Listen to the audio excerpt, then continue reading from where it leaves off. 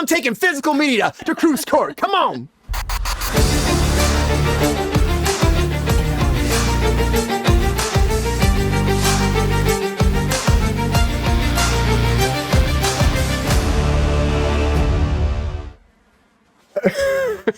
So, Redbox, everybody. Is Redbox done soon? I mean, the thing is, though, okay, so Chicken Soup for the Soul Entertainment, who owns Redbox, they spent $375 million to buy Redbox out and take control of it, has filed for bankruptcy. That's right, they have filed for bankruptcy. Chapter 11 bankruptcy protection. They're trying to save themselves. They're trying to save themselves, and they think that they'll be bought out, they can pay their employees back, and save everything. They also own Crackle. They also own, there's a bunch of different things they own. But, you know, it's like they're just trying to save themselves. That popcorn flicks. People? Yes, the Chicken Soup people. I know, it's blew my fucking mind. Like, how do they own all this stuff? But they're waiting for approval right now. I feel like they've got bigger problems than Redbox. You would think so. I'm like, how are the Chicken Soup for the Soul people doing this? But like, they filed for bankruptcy. They're trying to reinstate the medical benefits for everybody working there. They spend so much money. They've been losing money every freaking year. This last time, like last year, they lost 111.2 million, or 2 years ago. No, this year they lost 636 million. Like, how do you keep it in business? Is it because you have physical media still? Is that a big thing? Because we know that Redbox is not pulling in the money it used to make. It's just not. So is physical media dead? Do we defend physical media? Should Chicken Soup for the Soul let it die and be done with it? Or does it still have a place in this world? Can it still keep going? Let Chicken Soup go under. Bye. No one wants your Christian self-help poem books. Who the fuck? I cannot believe it still exists as a company. Rachel, if you... I'm going to put you on the stand then. I'm going to put you on the stand right now in Kruse Court. I want to know. I want to know how you feel. Do you defend them at all? Can they exist? Will they continue? Or is physical media and Redbox freaking done and not coming back? I want the truth. Physical media is for hobbyists at this point. That's all it's for. It's for hobbyists. The general public who just wants to watch a movie, they're renting it on their TV or waiting for it to hit a streaming service. I do think physical media has a place for hobbyists. I mean, just last night, I watched a movie on Laserdisc because we're hobbyists.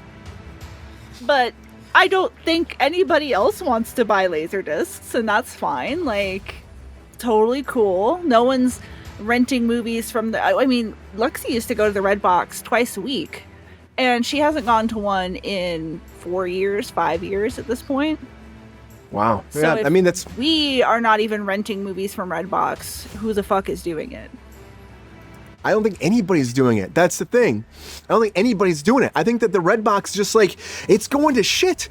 I feel like nobody's... I don't think there's any amount of restructuring that can save the fucking Chicken Soup people. They were popular in the 90s. Those damn books were popular in the 90s. No one's buying their Chicken Soup books. No one's renting a Redbox. Crackle? What the fuck is even Crackle? it's Crackle is a streaming service. It's a streaming service. It's a shitty one, apparently. The hands are working for me right now in this graphic. They're really working for me. That's great. Lexi, I see you rebuttaling against her. I'm going to put you on the stand. Is there a chance for this to be saved? Will Redbox continue forward, and will physical media in this form, like Blockbuster, continue forward, or Chicken Soup for the Soul just killed it all? I want the truth, Lexi. I want the truth! So, I don't know about this company that owns it. I didn't know that it was owned by...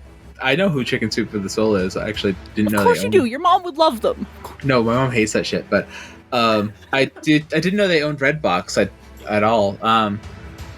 So here's the thing about Redboxes in particular and physical media.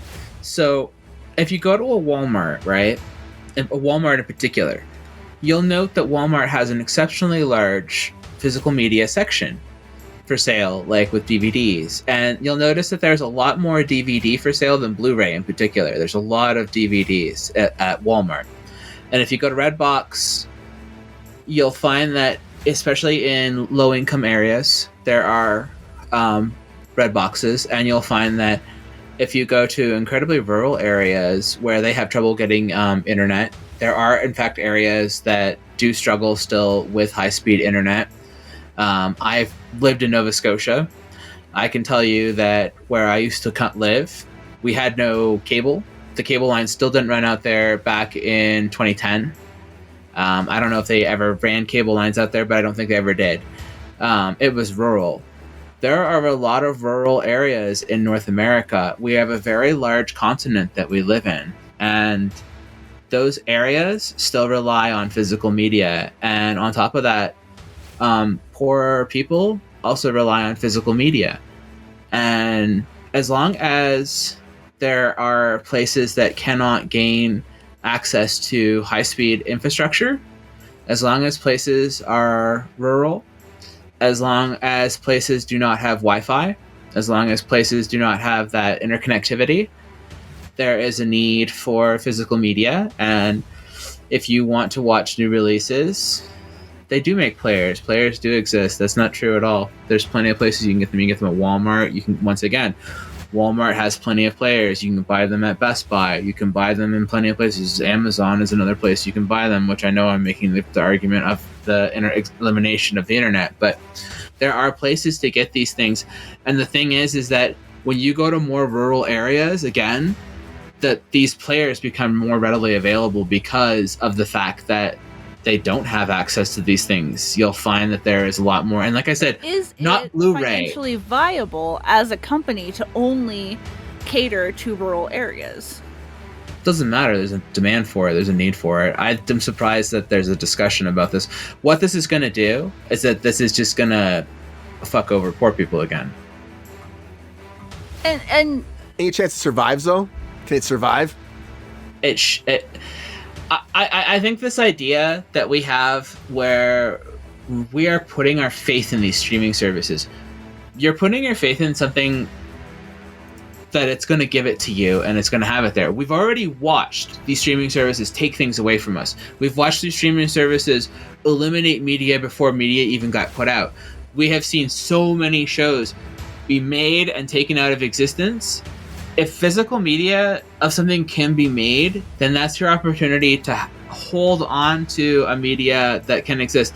As somebody who believes in the preservation of things, I believe that there should always be a means of preservation for media and an opportunity for you to own that media. And the fact that we are putting so much reliance in allowing companies to give up, thinking that these companies are just going to take these things away from us at any moment, when they have so much control over it and all this kind of stuff.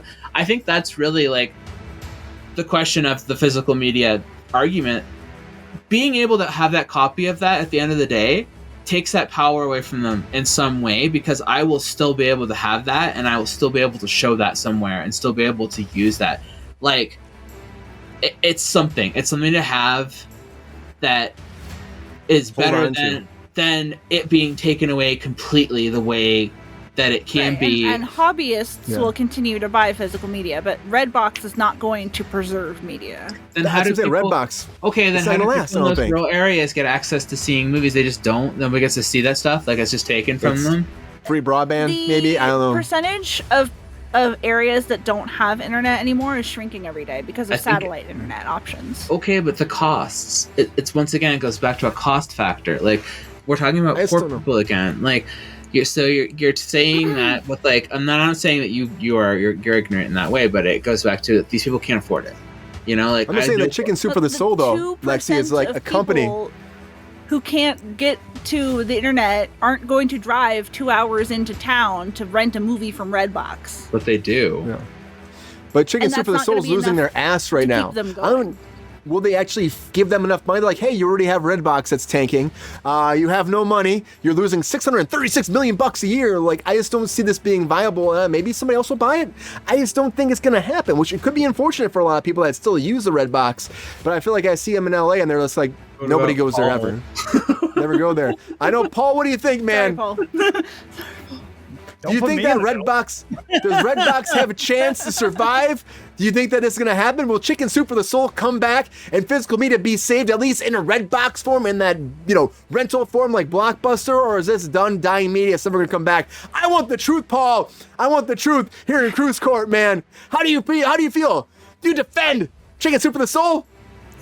I feel like Redbox is going to die, but it's sad because I think physical media is super important. I think it's a problem. There was a recent. I know you probably covered this on Cruise Control, but there was a set of shows that people had downloaded and bought from. I want to say it was Sony, and they deleted those digital versions from people's. I forget what it's called. They basically deleted what they owned.